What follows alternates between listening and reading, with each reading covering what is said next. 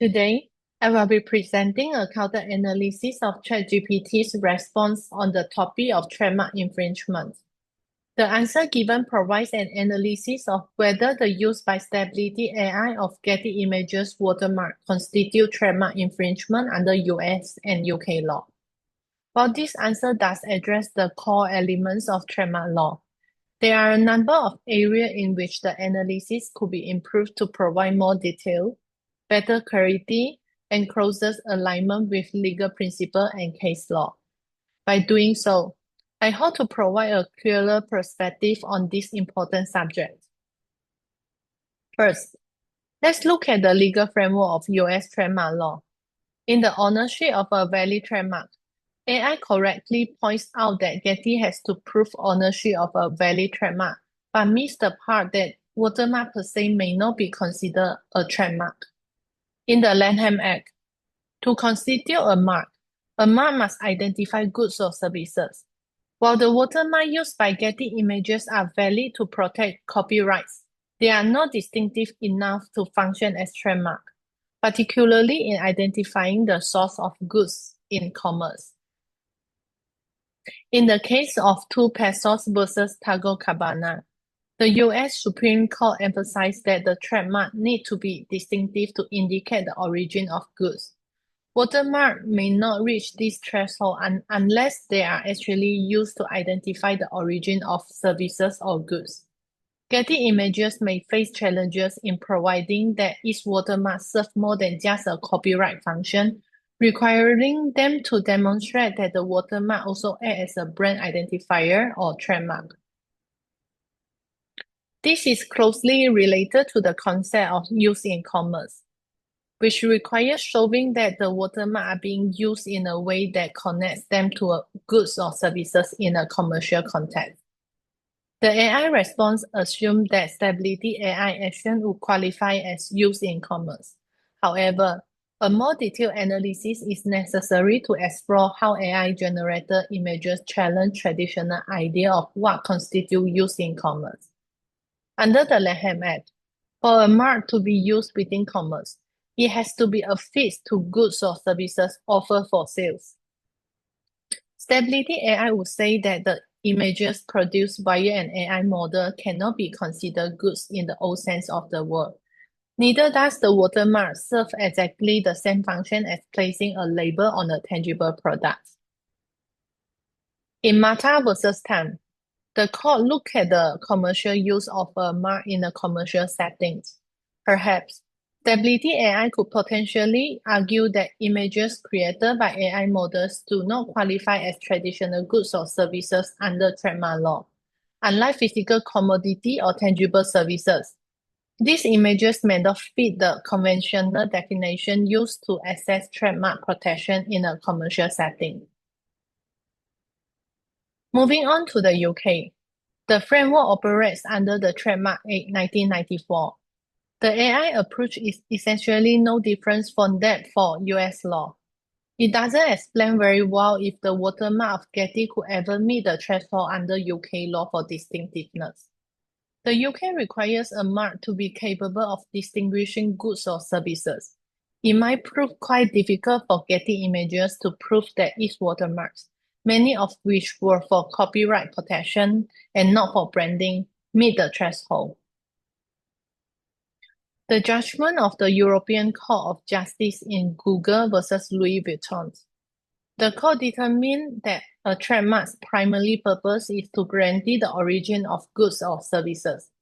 This principle applies when analyzing whether watermark function as a brand identifier or simply as copyright notice.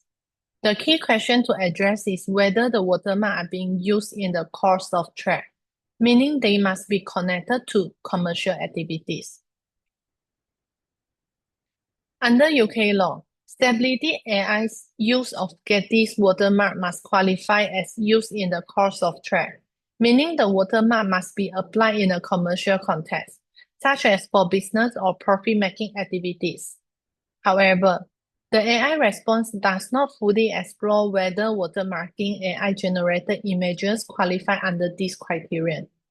Stability AI could argue that simply applying watermark to image does not constitute use in the course of thread, especially if these images are not sold or prominently displayed with the watermark in a way similar to traditional goods. Unlike physical products, where trademarks are clearly used to signify origin or brands, watermark on AI-generated images may lack this commercial connection, raising questions about whether this satisfies the legal requirements. In Reggie Benckiser's versus Colgate-Palmolive, the court emphasized that use in the course of trade refers specifically to the use of a mark in connection with the sales or promotion of goods or services. Stability AI might argue that the image they generate are not sold as traditional goods, but instead as digital contents, which blurs the line of how goods are defined under the Trademark Act. This distinction complicates the analysis of whether such use qualifies as commercial use, particularly when the content does not carry the same tangible characteristic as physical products traditionally associated with trademark.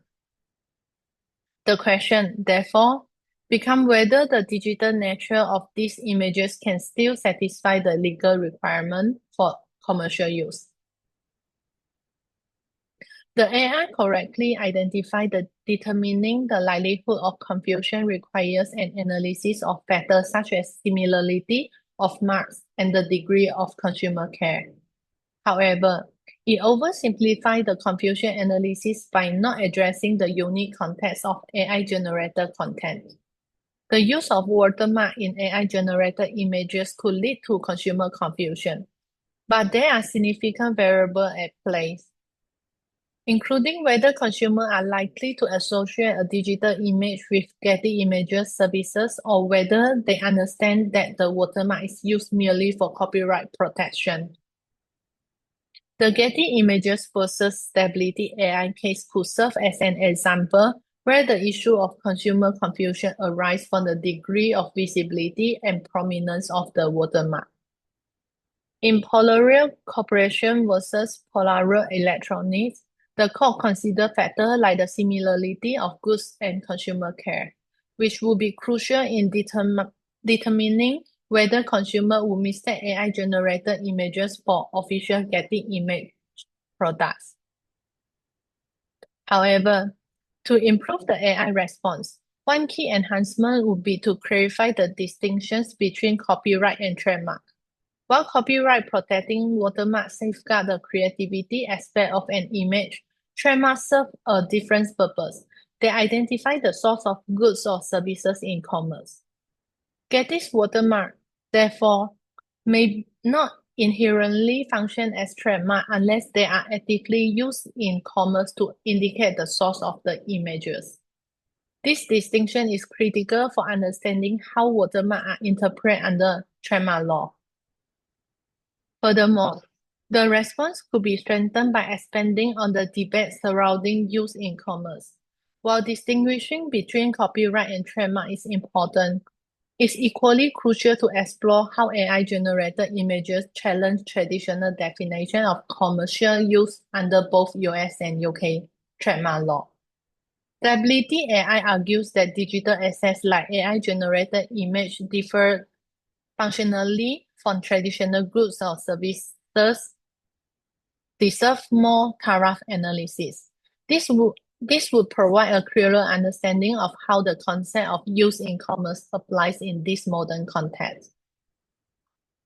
To further enhance the analysis, it would be beneficial to include relevant case law. Cases such as Mata versus Time and Reggie Benckiser could provide valuable precedent for interpreting use in commerce and analyzing the likelihood of confusion. By referencing these cases, the response could be better contextualize Stability AI's argument within established legal framework, offering a stronger and more comprehensive discussion of this critical issue. Reflecting on this process, I have reinforced my understanding of how AI-generated content intersect with trademark law. particularly around concepts like use in commerce and the definition of trademark. By countering the AI response with deeper analysis and case law, I have learned how important it is to carefully address the detail and distinctions between digital content, copyright, and trademark issues in intellectual property cases. Thank you.